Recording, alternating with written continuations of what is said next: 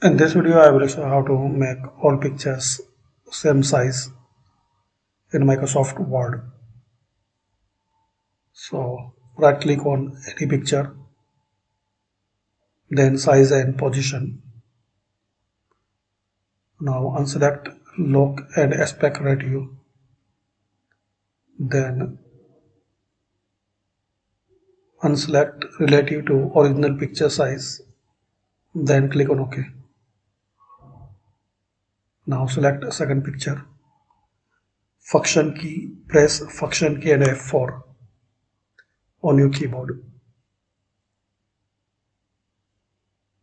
If function key is disabled, so make it on.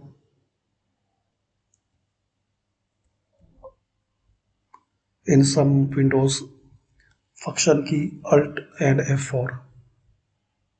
So thanks for watching. You can try this method.